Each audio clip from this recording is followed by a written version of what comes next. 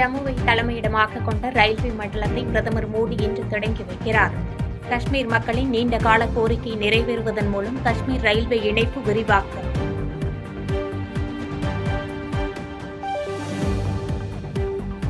தமிழக சட்டப்பேரவை கூட்டத்தொடர் ஆளுநர் உரையுடன் இன்று தொடங்குகிறது.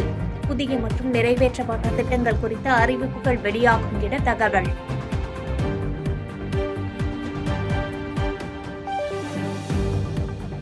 இறுதி வாக்காளர் பட்டியலை இன்று வெளியிடுகிறது தேர்தல் ஆணையம். தமிழகம் முழுவதும் திருத்தங்கள் நீக்கங்கள் கோரி பெறப்பட்ட விண்ணப்பங்கள் மீதான பரிசீலனை முடிந்த நிலையில் நடவடிக்கை. மார்க்சிஸ்ட் கம்யூனிஸ்ட் கட்சியின் மாநில புதிய செயலாளராக தேர்ந்தெடுக்கப்பட்டுள்ள சண்முகத்திற்கு முதலமைச்சர் மு.க.ஸ்டாலின் வாழ்த்து. கடந்த பல ஆண்டுகளாக தமிழ்நாட்டில் மதச்சார்பற்ற சக்திகளின் ஒருங்கிணைப்புக்கும் கழக கூட்டணியின் அனைத்து வெற்றிகளுக்கும் எந்நாளும் உழைத்தவர் கே. பாலகிருஷ்ணன் என்றும் புகழாரம். மதுரையில் நடைபெறவுள்ள 3 ஜல்லிக்கட்டு போட்டிகளில் பங்கேற்க இன்றும் நாளையும் ஆன்லைனில் முன்பதிவு. காளைகள் மற்றும் காளையர்களின் விவரங்களை இணையதளத்தில் பதிவுக்கு முன்பதிவு செய்யலாம் என மாவட்ட நிர்வாகம் அறிவிப்பு.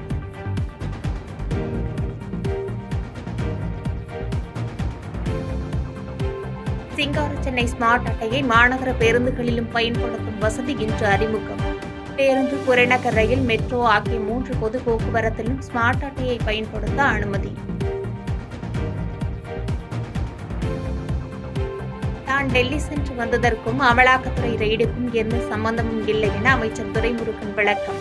அமலாக்கத்துறை ரெய்டு தங்களுக்கு பழக்கமான ஒன்றுதான் என்றும் அமைச்சர் பேச்சு.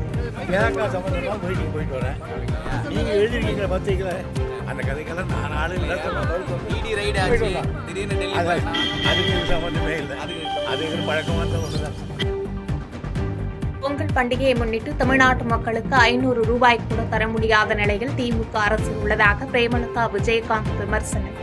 பெயரில் மற்றும் நிதி என வைத்துக் கொண்டு தமிழ்நாட்டுக்கு நிதி இல்லை என கூறுவதாக என்று கேள்வி. அதிமுக ஆட்சியில் இருந்தபோது 2500 ரூபாய் கொடுத்த போது இந்த திமுக என்ன சொன்னாங்க? இருக்கிற விலைவாசியில 2500 பத்தாது 5000 ரூபாய் கொடுக்க வேண்டும் என்று வாய் கூசாமல் பேசினார். இனி ஒரு 500 ரூபாய் கூட வசூல் இல்லாமல் ஒரு ஆட்சி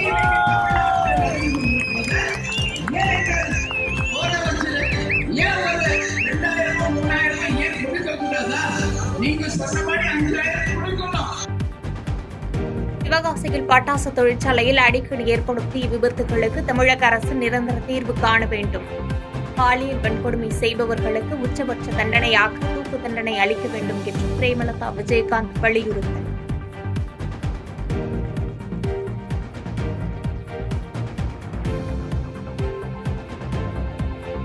குடியாத்தம் அருகே தரமற்ற முறையில் புதியதாக அமைக்கப்பட்ட தார் சாலை பெயர்ந்து வரும் அவலம் குறித்த வீடியோ.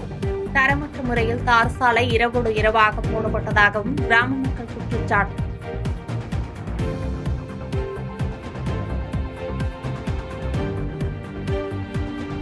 பிரபல இசையமைப்பாளர் கங்கை அமரன் உடல்நலக்குறைவால் மருத்துவமனையில் அனுமதி. சிவகங்கை அருகே படப்பிடிப்பில் பங்கேற்க வந்த கங்கை அமரன் உடல்நலக்குறைவால் மருத்துவமனையில் அனுமதிக்கப்பட்டார்.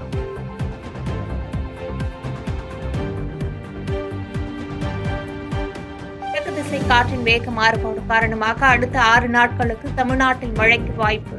கடலோர தமிழகத்தில் ஓரிரு இடங்களில் மிதமான மழை பெய்யக்கூடும் என்றும் வானிலை மையம் தகவல்.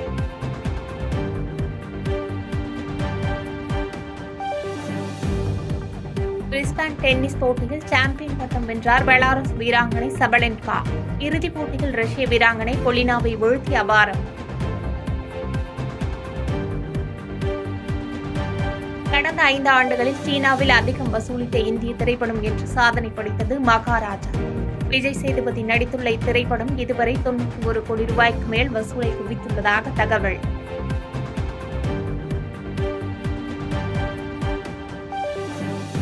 அல்லு அர்ஜுனின் புஷ்பா 2 திரைப்படத்திற்கு 32 நாட்களில் 1206 கோடி ரூபாய் வசூல்.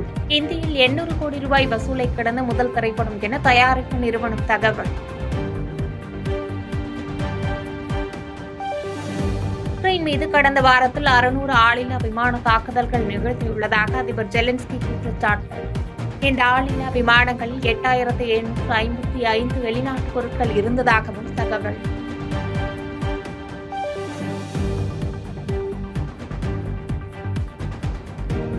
பாதகம் செய்பவரை கண்டால் நாம் பயம் கொள்ளலாகாது பாப்பா.